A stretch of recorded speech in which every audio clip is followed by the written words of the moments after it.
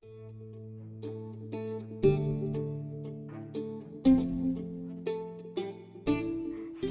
Bapak Ibu Saudara sekalian, apa kabar? Mari bersama-sama kita kembali merenungkan kebenaran firman Tuhan. Firman Tuhan hari ini terambil dari Roma pasalnya yang ke-8 ayatnya yang ke-28. Kita tahu sekarang bahwa Allah turut bekerja dalam segala sesuatu untuk mendatangkan kebaikan bagi mereka yang mengasihi Dia, yaitu bagi mereka yang terpanggil sesuai dengan rencana Allah.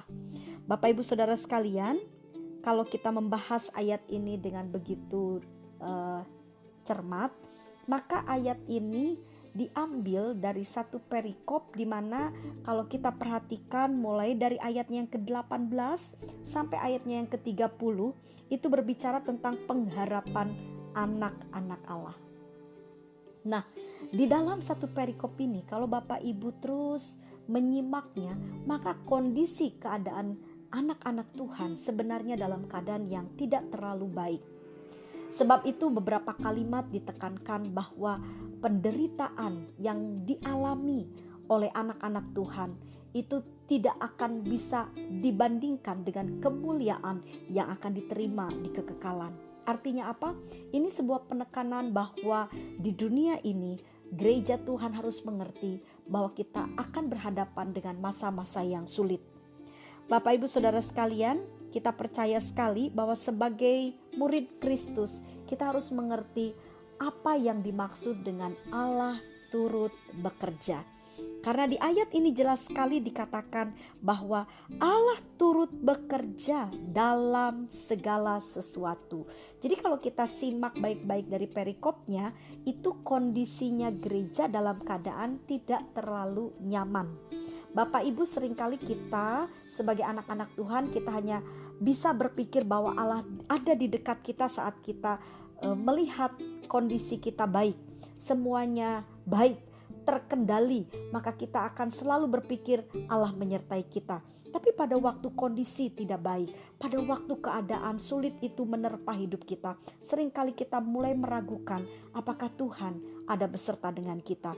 Mari Bapak Ibu Saudara, melalui kebenaran firman Tuhan ini, maka biarlah kita percaya bahwa dalam segala sesuatu kondisi apapun Tuhan tidak akan pernah meninggalkan kita.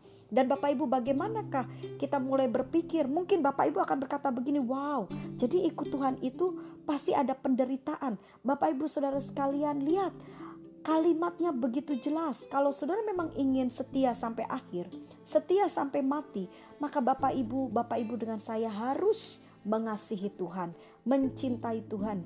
Hanya orang-orang yang mencintai Tuhan dengan setulus hatinya, dia rela untuk dalam kondisi apapun, asalkan Tuhan ada beserta dengan dia.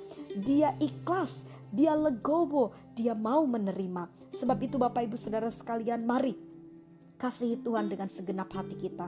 Di dunia ini tidak ada yang sempurna. Kita akan berhadapan dengan begitu banyak badai dan cobaan hidup. Tapi percayalah, Tuhan katakan Allah turut bekerja. Artinya Allah selalu ada beserta dengan kita. Selama kita mempercayai Tuhan, selama kita berseru, selama kita memohon pertolongan, ingat Allah turut bekerja. Artinya Allah selalu ada beserta dengan kita. Dan percayalah Bapak Ibu Saudara, jangan saudara bingung, jangan saudara khawatir. Perhatikan baik-baik, ayat ini berkata begini, bagi mereka yang terpanggil sesuai dengan rencana Allah. Tidak perlu khawatir Bapak Ibu, panggilan kita di dunia ini berbeda-beda. Tapi percayalah ya, kalau mungkin saudara berpikir, wah kalau saya harus menderita seperti apa? Setiap orang panggilannya berbeda. Tapi satu hal, kalau Allah menyertai kita, apapun yang akan kita hadapi, percayalah Tuhan akan memberikan kita kekuatan. Amin. Allah turut bekerja. Allah selalu ada beserta dengan kita dalam segala kondisi, baik dalam keadaan yang baik maupun dalam keadaan yang tidak baik. Dia adalah Allah yang setia. Haleluya. Tuhan Yesus memberkati.